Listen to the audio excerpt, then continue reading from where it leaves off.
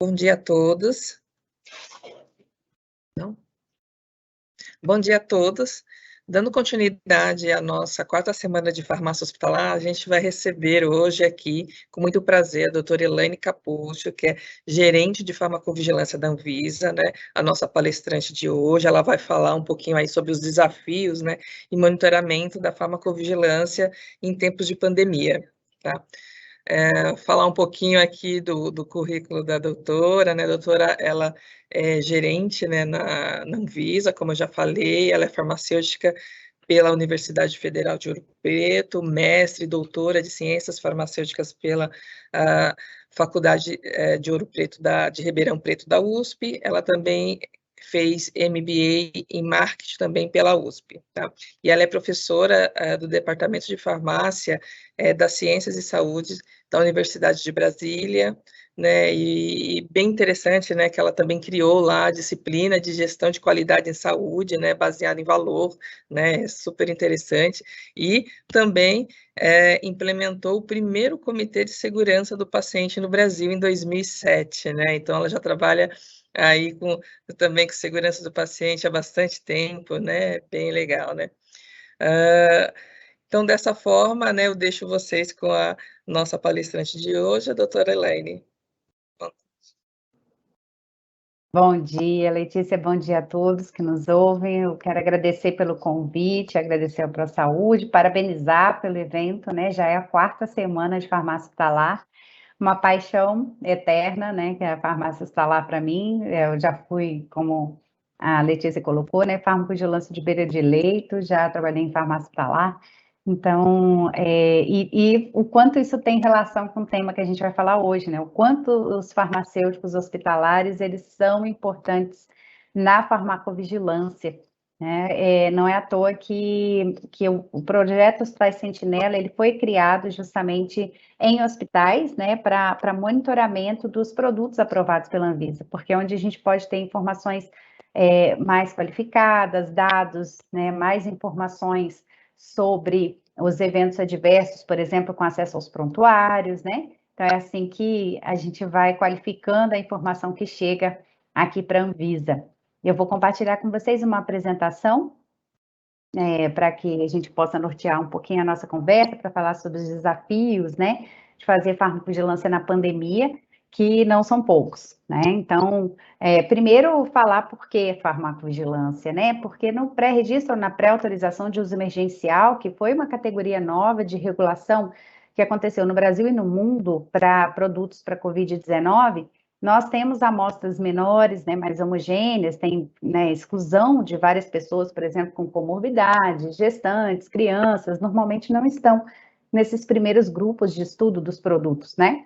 E os estudos, eles são de curta duração em comparação com o tempo que esse produto vai ficar no mercado, né? Então, na pandemia, isso teve que ser muito rápido, principalmente com as vacinas, né? Para que a gente pudesse dar respostas à pandemia, enfrentar, né, essa dificuldade que o mundo inteiro vive hoje, né? E aí, na pós-comercialização, nós temos o maior número de pessoas, normalmente heterogêneo, então nós temos pessoas, e aí a gente pensa, por exemplo, nas vacinas, quando elas vieram para o mercado, quem que se vacinou primeiro? Justamente o grupo que nem sempre é incluído, né? Que são os grupos com comorbidades, né? Pouco ou nenhuma exclusão de grupos de pessoas, como eu falei, nem longa duração, porque aí nós vamos usar por quanto tempo, né? E então, por isso, se faz necessária uma vigilância pós-uso, vigilância pós-comercialização. O que é importante dizer sobre a farmacovigilância? Ela não surgiu agora, nós vamos falar sobre isso, né? A farmacovigilância, ela não foi criada para os produtos ou para as vacinas contra a Covid-19, ela está aí desde a década de 60, nós farmacêuticos sabemos disso, mas às vezes essa palestra ela vai ser vista por outras pessoas que têm interesse no tema, e é importante dizer isso, né? Então, não é uma novidade, não, a farmacovigilância ela está aí desde a década de 60 para, de fato, monitorar o que acontece no uso de diferentes populações. Não dá para a gente fazer amostras do mundo inteiro antes de chegar a um produto, né? Imagina a gente enfrentar câncer, enfrentar doenças prevalentes no nosso mundo se a gente precisasse fazer essas amostras de pessoas, da população de cada país, antes de fazer né, a aprovação. Então, o que há são estudos com critérios rígidos, com amostragem, sim, cegamento, enfim, tem todo um método para que os estudos sejam válidos e para que eles reflitam o máximo possível a realidade, e a gente chega para os estudos, né, para monitorar esse produto no mercado, e vamos ver, será que se mantém esse benefício-risco do que a gente viu lá nos estudos clínicos, né? Então, isso aqui é a farmacovigilância. Então, lá no pré-registro, na pré-autorização, nós vamos identificar riscos, identificar benefícios e vamos fazer um plano de gerenciamento de riscos. Então, na regulação é um pouquinho diferente. Eu que estava acostumada com a farmacovigilância hospitalar, né? A gente faz depois que chega no hospital, né? Depois que o produto ou é padronizado ou está em uso sem padronização dentro do hospital. Agora, e a gente chama muito de pós-comercialização, né? Mas na farmacovigilância, na regulação, então aqui na Anvisa, a gente avalia esse plano de gerenciamento de riscos no pré-autorização também. Então, a gente vai olhar, será que a gente vai conseguir gerenciar os riscos desse produto com o que está colocado pela empresa, né, com o que está proposto para monitorização? E aí, ao longo do tempo, a gente vai monitorar se a relação benefício-risco é alterada durante todo o tempo. Então, nós não estamos avaliando agora as vacinas, nós não estamos fazendo farmacovigilância agora. Todo produto que está no mercado, todo medicamento que está no mercado e vacina que está no mercado, desde sempre a Anvisa monitora, desde a sua criação. Então, a OMS coloca como, né, o conceito de farmacovigilância é uma ciência, então ela tem métodos, né, e comparáveis, e atividades relativas à detecção, avaliação, compreensão e prevenção de eventos adversos. Então, quando a gente fala de uso racional de medicamentos, também é um mecanismo da farmacovigilância. Por isso que tem o plano de gerenciamento de riscos, né? Por isso que tem os estudos clínicos. Será que esse produto pode ser utilizado para todas as pessoas? Quais as pessoas teriam maior risco? O que eu devo fazer? As doses são diferentes entre elas? A posologia é diferente entre elas? A interação medicamentosa? Isso tudo vai fazer com que a gente gerencie o risco no uso, né? Para a prevenção dos eventos adversos.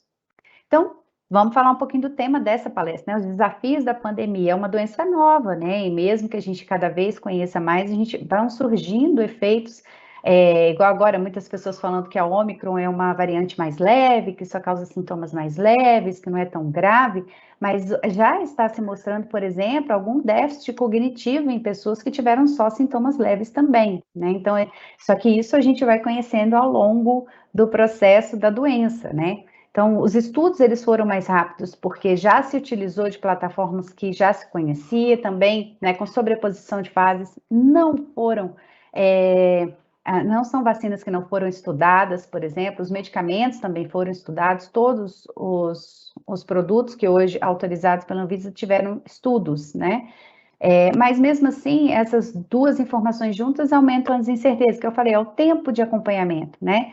Porque a gente tem o ciclo de vida da tecnologia abreviado, né? A prova, normalmente, até que o hospital, por exemplo, padronize, né? Ele começa utilizando sem padronização, ou então algum médico solicita a padronização, aí entra para poucas pessoas, depois começa a ampliar o uso, enfim. Há um tempo, né, de utilização. E na Covid não, né? Se há algum produto que se mostrou eficaz e seguro, ele vai ser utilizado agora, porque a gente está precisando e para milhões de pessoas, né? A distribuição muito rápida, então, como eu falei, em larga escala, e aí isso também aumenta riscos, né? Por quê? Porque a gente precisa monitorar que pessoas são essas que estão utilizando, então, por isso a maior necessidade de farmacovigilância. A gente teve também aí nos hospitais, né? Tem gente de hospital ouvindo, que foi o desabastecimento, um grande desafio, né? Para quem está lá na assistência. E agora, de novo, não sei se vocês viram, está no site da Anvisa, né? A gente retomou o monitoramento do desabastecimento dos medicamentos com a nova onda que está vindo agora, né? E já o aumento das internações. Então, uma forma de gerenciar os riscos de desabastecimento é conhecer como estão as produções, como é que está o consumo e tudo mais, né? E aí também, outro desafio foi o uso off-label, né, não só o uso off-label lá do kit COVID, que não tem evidência científica, mas também o uso off-label de alguns produtos, né, por exemplo, anestésicos, por tempo mais prolongado, por uma dose maior do que o normalmente utilizado. Então, vários desafios que diminuem a segurança. Além disso, foi necessário fazer importação, né, com uso imediato. Então, importa um produto não registrado na Anvisa e faz uso imediato dele. Isso aconteceu em diversos hospitais pelo Brasil, né? E aí isso aumenta riscos e faz necessária a maior farmacovigilância, né? Então, uma oportunidade, eu entendo, né, que essa maior necessidade de farmacovigilância, ela também seja uma oportunidade de fazer a farmacovigilância mais forte, né, de crescer a farmacovigilância no Brasil. Então, e não é só no Brasil, é um movimento mundial, né, todo mundo de olho no que está acontecendo com as vacinas, por exemplo, com os medicamentos utilizados para a Covid, a aceleração do uso da tecnologia de informação, né, com as restrições de contato interpessoal, de viagens. Então, a gente começou a utilizar mais a troca de informações online, painéis de eventos adversos, né, e dados públicos para que a gente possa fazer essa avaliação.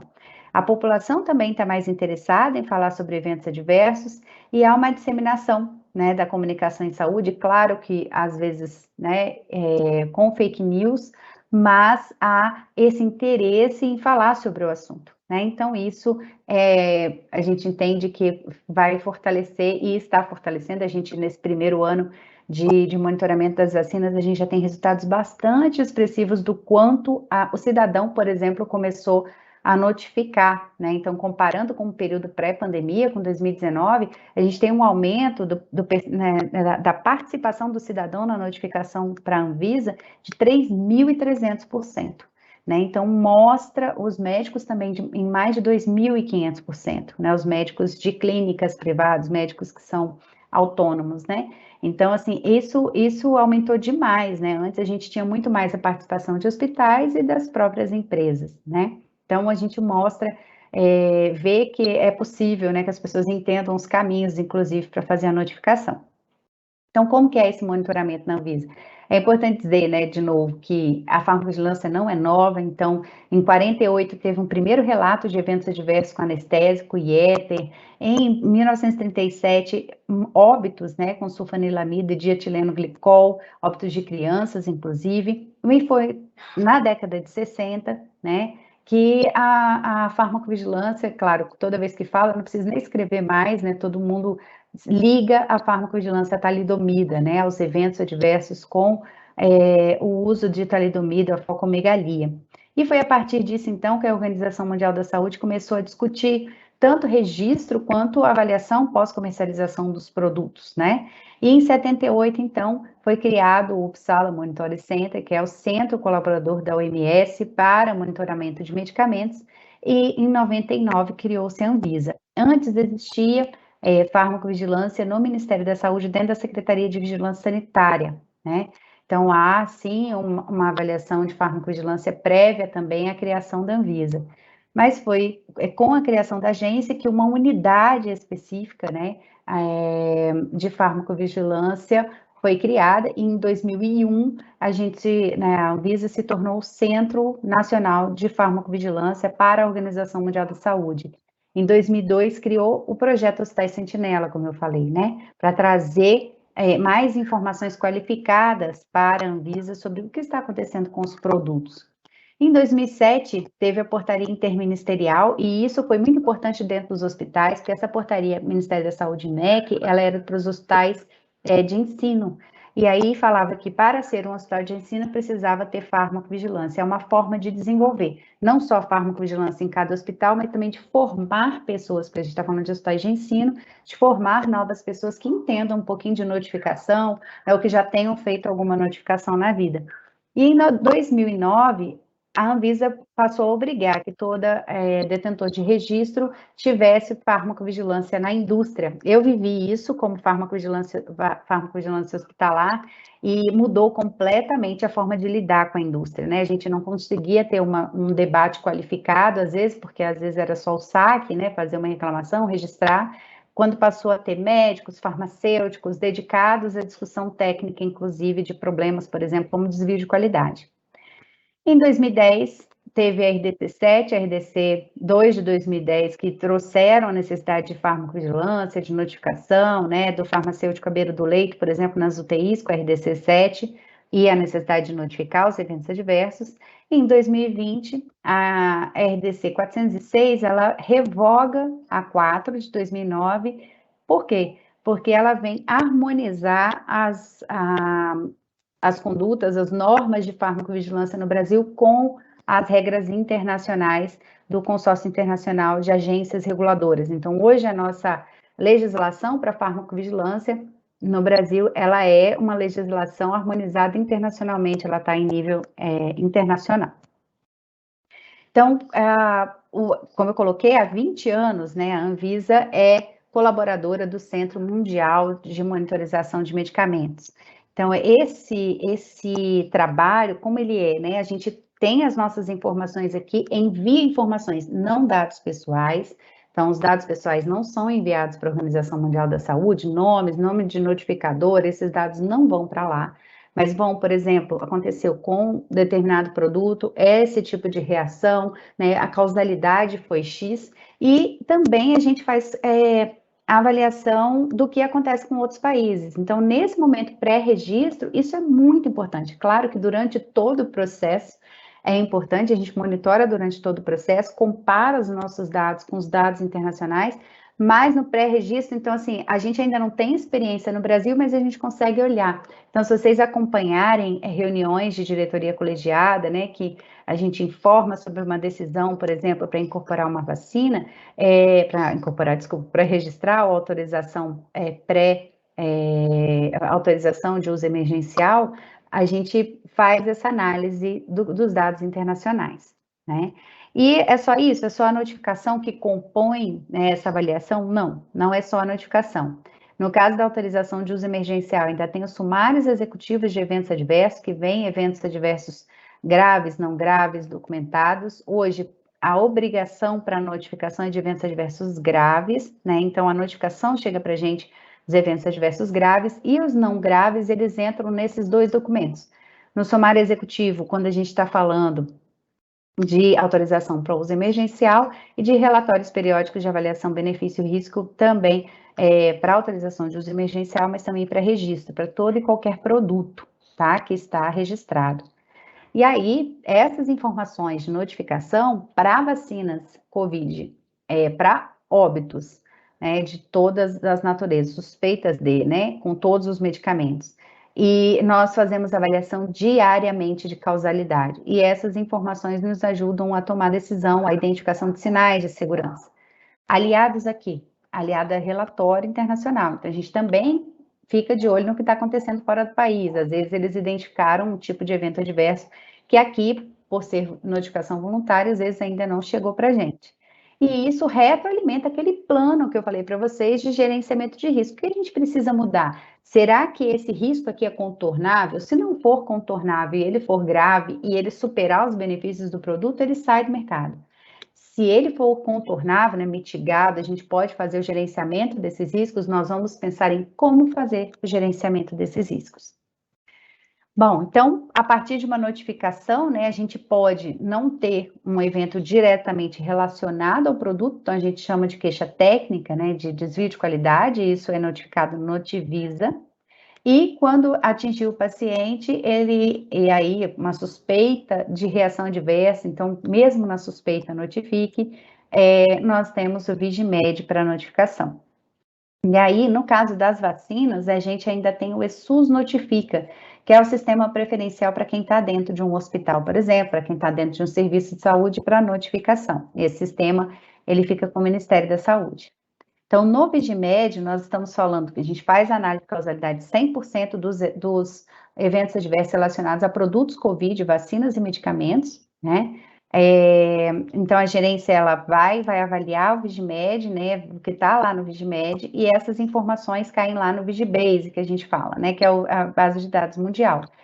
Isso, junto com todos os outros dados de outros países, faz com que a gente tenha, lá tem algoritmo, como eu falei para vocês, a farmacovigilância, ela é uma ciência, nós vamos fazer, então, uma detecção, né, da qualidade da informação, da duplicidade, do método estatístico, né, da detecção de sinais, e isso, existe um método estatístico para isso, e aí ele vai gerar para a gente uma suspeita ou não, né, um indicativo ou não de um problema de segurança. E aí, essas informações que estão ali naquele sistema, a gente consegue tomar a decisão. Será que isso é, de fato, um sinal de segurança? Às vezes é só uma desproporção entre o produto e o evento. Então, está acontecendo muito daquele evento com determinado produto. Mas já é uma reação conhecida, já é uma reação descrita. Então, isso não chama a nossa atenção, eu falo para dizer como um sinal de segurança, porque já está descrito, nós já documentamos esse risco. O que é a bula, né? O que são as reações adversas na bula? São comunicações de risco, né? O documento oficial do produto. E aí, no ESUS Notifica, a análise de causalidade é feita pelo CIFAV, que é um comitê interinstitucional de farmacovigilância, tem especialistas do Brasil inteiro, né, do CIEVES, que são os Centros de Inteligência de Vigilância Epidemiológica, e a Anvisa faz parte do CIFAV. Então, nessa avaliação do ESUS Notifica, né, na base de dados, ocorre, a gente vai fazer agora uma interoperabilidade para encaminhar também as notificações do ESUS Notifica para a base de dados mundial da Organização Mundial da Saúde. Então, nós estamos nessa fase de interoperabilidade dos sistemas. De qualquer forma, a gente tem acesso ao ESUS Notifica, aos dados do ESUS Notifica para a tomada de decisão. Bom, então aqui é só um exemplo, né, que eu sempre tive curiosidade de ver como é que a Anvisa vê as coisas, né? E aí, agora eu sempre levo, porque eu sei que quem está lá na ponta quer saber, né? Será que a Anvisa está vendo isso mesmo, né? Então, aqui combinando, por exemplo, vacina Covid e miocardite, a gente vê informações Brasil e mundo, né? Então, quando esse C 0,25 ele está acima de 0, ele está positivo, nós estamos falando de algo que há uma desproporção e a gente precisa avaliar, é um sinal de segurança ou não.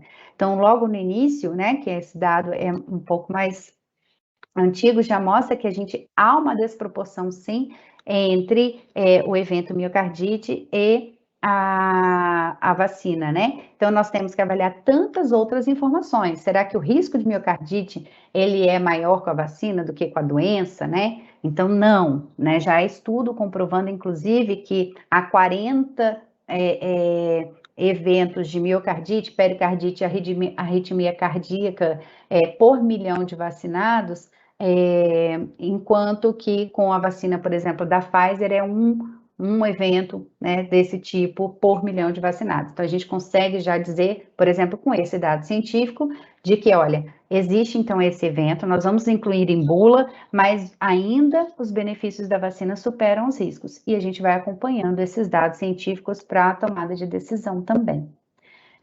Bom, chegando no monitoramento, né, de intubação, dos kits de intubação traqueal, que foi um grande desafio também, e eu espero que a gente não volte a ter esse tipo de problema, que as pessoas se vacinem, né, porque hoje a gente vê que a maioria das pessoas que estão sendo internadas ou estão com um ciclo, né, de vacinação incompleto, esquema vacinal incompleto, ou não se vacinaram, né, e esse aumento nos gerou, né, bastante problemas para vocês, principalmente para quem estava na ponta, né. Então, nós fizemos uma pergunta para os hospitais sentinelas se eles sabiam, né, que a Anvisa tinha liberado os medicamentos para uso, né, que compunham esse kit, né, de intubação, com um tempo menor, um tempo reduzido, com 7 dias de incubação, né, de avaliação. E aí, a metade das gerências de risco desconheciam essa medida. Então, o que é importante? Quem está nos ouvindo, né? Eu era rata de acompanhar tudo que acontecia na Anvisa quando eu estava dentro do hospital, porque a gente tem que ficar de olho nessas decisões que podem impactar no nosso dia a dia. Então, um serviço de farmácia hospitalar, ele passa a monitorar esses produtos com mais cuidado e a ouvir, né, mais as reclamações ou as notificações, sabendo que há essa possibilidade de o produto, né, ter reduzido. Isso foi uma decisão baseada, claro, em gerenciamento de riscos, porque o risco era não ter o produto, né? Então, isso foi sendo avaliado ao longo do tempo. E a gente foi acompanhando o número de notificações. Então, quando a gente acompanhava a média de notificações em 2020, que é essa em azul, a gente via que aumentou o número de notificações em 2021. Mas aumentou porque aumentou o consumo, aumentou porque de fato é um sinal de segurança. Há eventos adversos importantes nesse momento. Pelo número de notificações, imagina, 51 notificações de eventos adversos com fentanil, que foi pouco utilizada, né? E é pouco utilizada, só que não, né? Desculpa, não sei se vocês estão vendo, eu estou tentando fechar aqui. Nas UTIs, né? Então é importante a gente colocar aqui, eu estou falando de março, abril, maio, 3 meses de notificação com 50 notificações só, ou seja, está subnotificado, né? E eu estou colocando esses dados porque eles são públicos, né? Então, o voto que a Anvisa, para tomada de decisão, se mantém ou não mantém a medida, são públicos, né? Então, esses dados de farmacovigilância, eles são super importantes para essa tomada de decisão, né? Outra medida foi a possibilidade de importação, que a gente já comentou no início da nossa palestra, né? E aí autorizava, então, a importação de dispositivo médico e medicamentos, né, identificados como prioritários, né, sem o registro na Anvisa. E aí sim, aí ainda tinha 18% dos hospitais que não tinham ideia de que essa medida tinha sido tomada. E imagina, né? 90% deles atendem COVID, né? E a gente emite alertas. Então, existe uma área dentro da. Vocês vão entrar no site da Anvisa, vão lá em assuntos, tem fiscalização e monitoramento, farmacovigilância.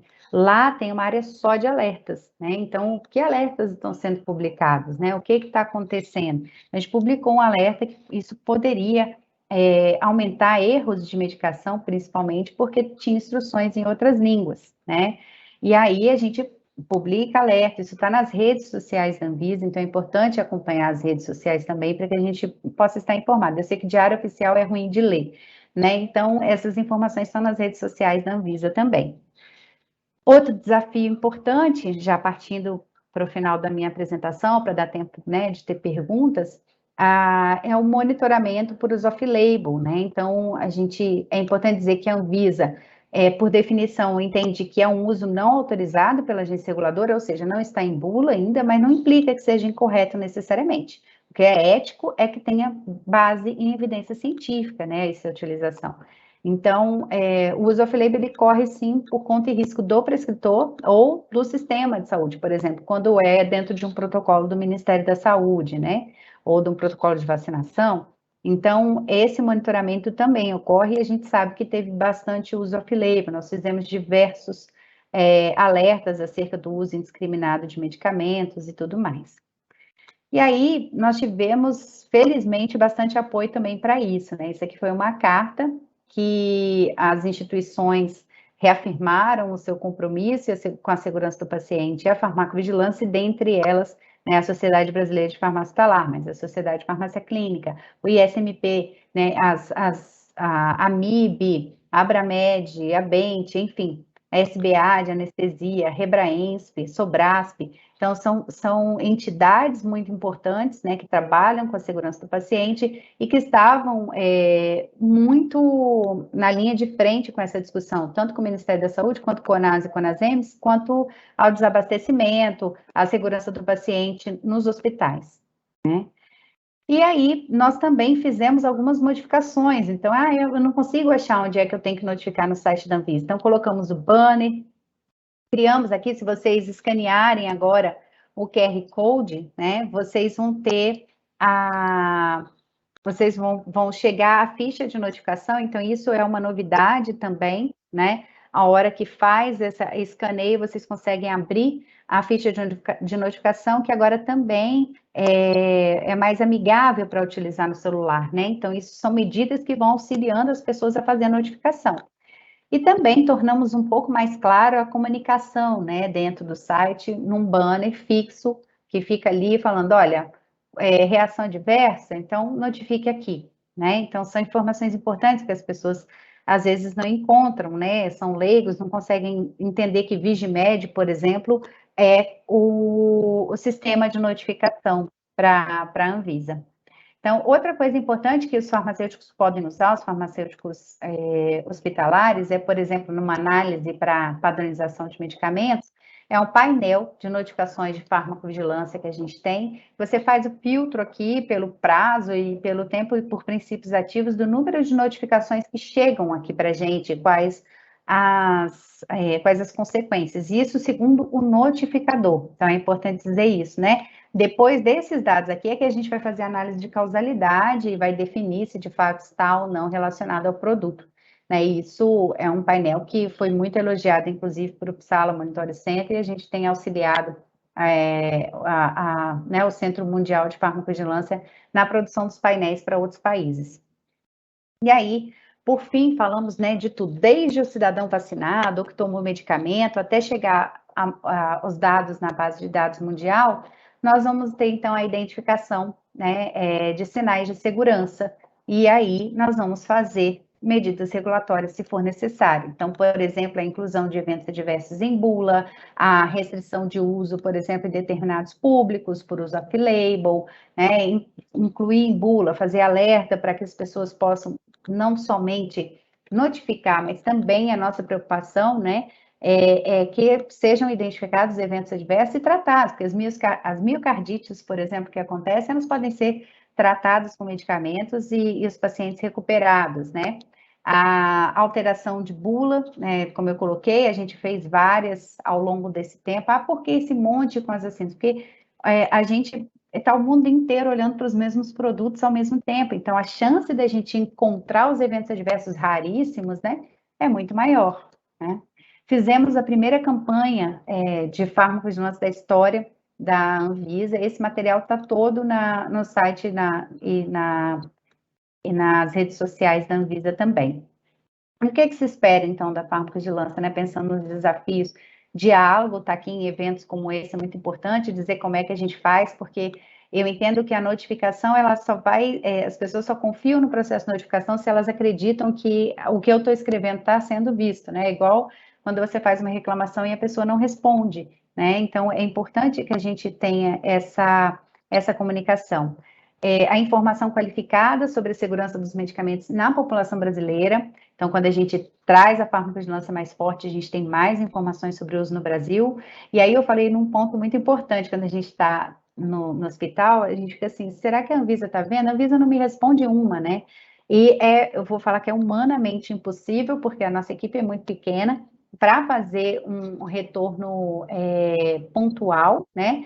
Mas é importante eventos como esse, tantos outros, se vocês forem no canal do YouTube da Anvisa, a gente tem vários eventos que a gente faz dando esse retorno, né? Essas mudanças de bula, tudo isso é resultado das notificações. E a gente vai passar esse ano a publicar também informes contendo o que outros medicamentos, outras bulas que foram alteradas a partir do trabalho da farmacovigilância.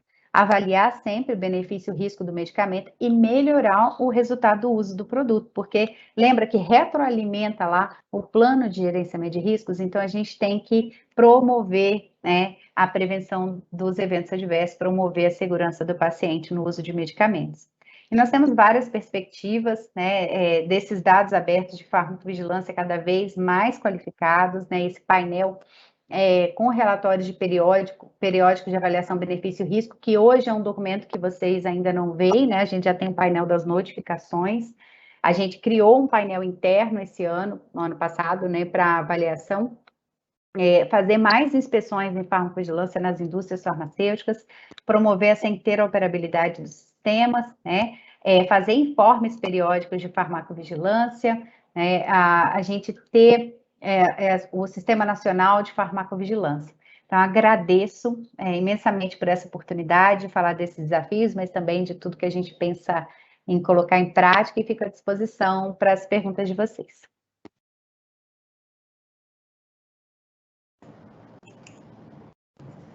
Olá, bom dia. Primeiramente, eu gostaria de agradecer pela excelente palestra, né? Muito importante para nós nesses tempos. Para me apresentar, sou Jéssica Barbosa, coordenadora de farmácia aqui do Hospital Metropolitano do Pará. E nós temos uma pergunta. Sabemos que a avaliação da Anvisa ela é bastante criteriosa.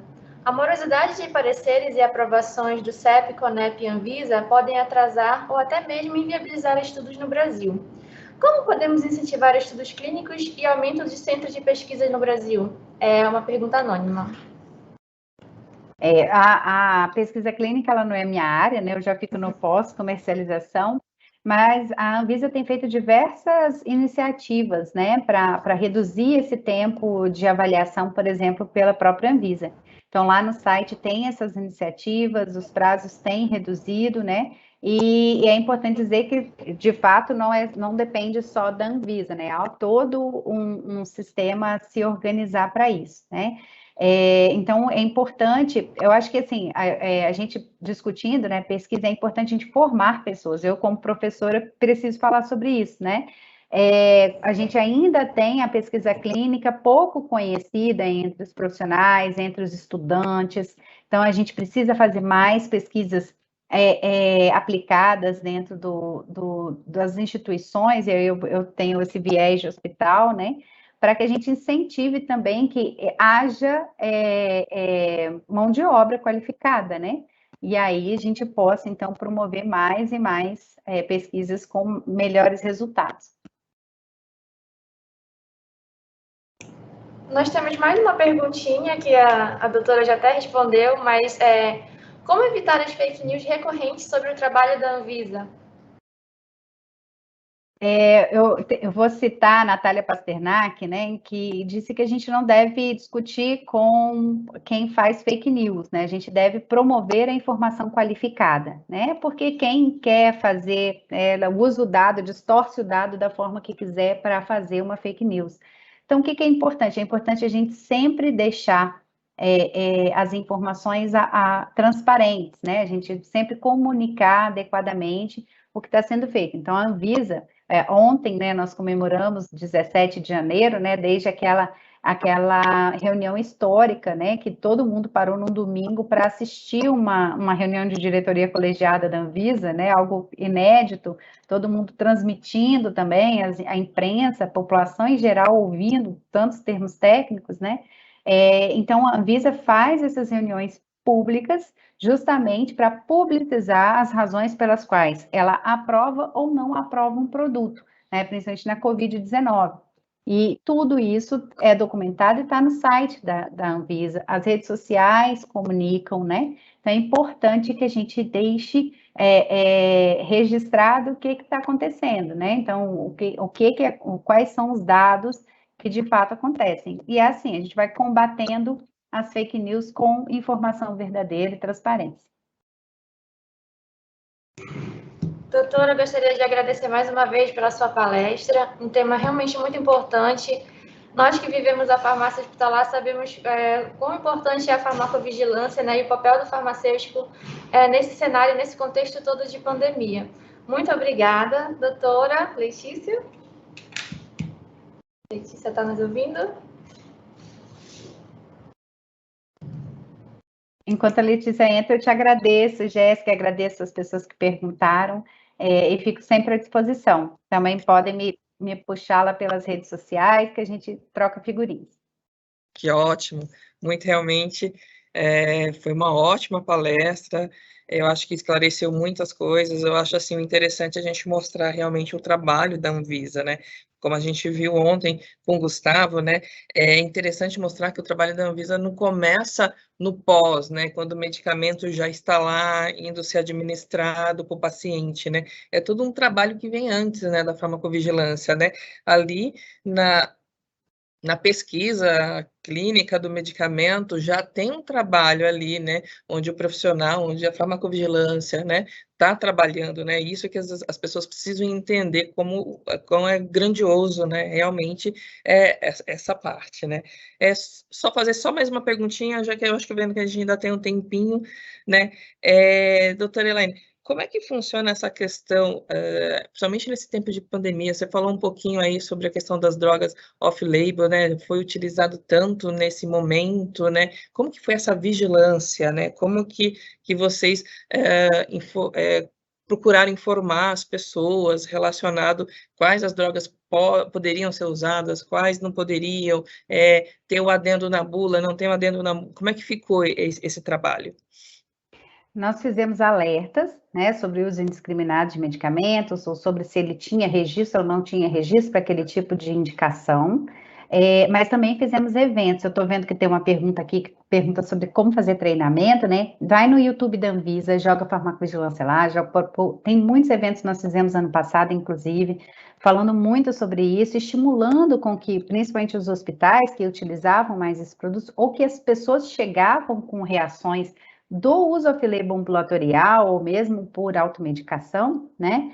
E que as informações, por vezes, não chegaram à Anvisa, né? Então, estava na mídia, a gente via até hospitais falando que receberam pacientes com hepatite fulminante e tudo mais, mas a informação não chegava. Sim. Então, a nossa preocupação é que, para que a Anvisa possa agir, a informação tem que chegar oficialmente, né? Então, tem que chegar por notificação. Por isso que a gente está sempre disponível para estar nos eventos, para que as pessoas conheçam um pouco mais do trabalho e se estimulem a fazer as informações, para que a gente possa tomar as medidas regulatórias necessárias, né? E o importante é que não é só o hospital que pode notificar, né? A notificação é aberta a todo o público, né? A qualquer cidadão. Que está em casa, que viu uma reação diferente no filho, qualquer pessoa pode entrar na Anvisa e notificar, né? E é isso que a gente precisa. Eu acho que essa questão da subnotificação no Brasil, ela é muito grande, né?